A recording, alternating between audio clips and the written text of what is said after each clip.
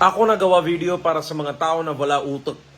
Ha? Yung mga feeling influencer dyan na naninira ng mga negosyo. Ako bilang isang business owner, multiple business owner, Mother Chud, gusto ko na sabi sa inyo yan, mahirap po gawin ang isang business, patayuin ang isang business, paganahin ang isang business, i-work out lahat, mahirap po gawin yan. Okay? Sobra na mahirap yan. Kayo, ginawa nyo lang para sa 1,000, 8,000 pesos, sinira nyo yung business na isa tao, sobrang hirap yan. Tapos ngayon, apology video. Pasensya na kayo yan, sorry na. Puro scripted. Una, nasilaw kayo sa 1,000, sa 8,000. Ngayon, puro na scripted. Pare, one day magkaka-business din kayo. At kayo, pag binalikan kayo ng mga gagong influencer din na tulad nyo sa future, tignan natin saan malalagay yung business nyo. Pare, these things are not joke. Hindi na biro-biro yan. Hindi mekos-mekos o tornado yan. Sobrang hirap magpatayo ng negosyo. Lalo na babantayan mo yung first 6 months.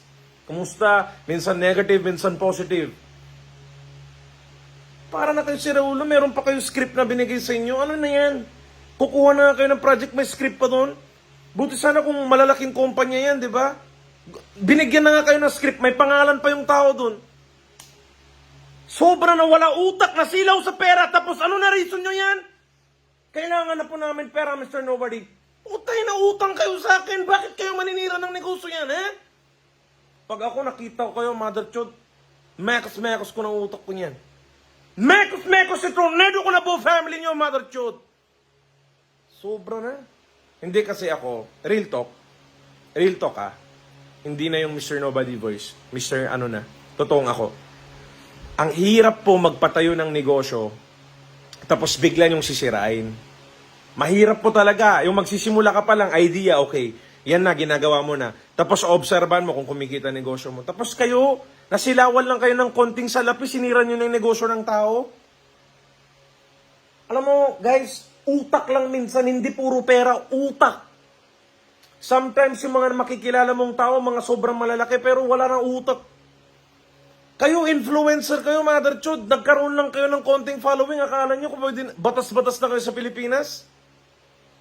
Sarap niyong pagsasampal-sampalin na lahat yan. Oh my God, pumapasok na yung Rendon Labrador sa oh my God, parang alam ko na yung pinaglalaban ni Rendon yan. Sobra na. Hindi, pero sa totoo lang, pare, please. Ako na nagsasabi sa inyo, huwag kayo manira ng negosyo.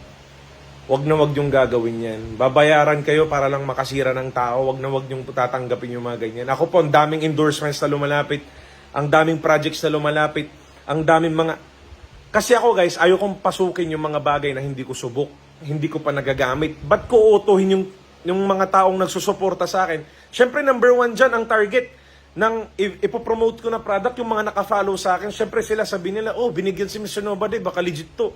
Ako kasi guys, totoong tao, trusted. I don't take randomly, hindi ako nasisilawan sa pera kasi I don't care about the money. I care about I care about those people who love me and support me. Kaya hindi ako kumukuha ng basta-bastang promotion or projects dyan na kung ano-ano, kung hindi ko pasubok. Okay? Hindi wag kayo magpasilaw sa pera. Imagine kung hindi kayo influencer, what was your life? You were just studying. You were about to graduate. O kaya graduate ka na, you were having a good job. Nagtatrabaho ka na ng maayos. Why are you fucking doing this? Hindi mo na kailangan yan. Oh my God, what is wrong?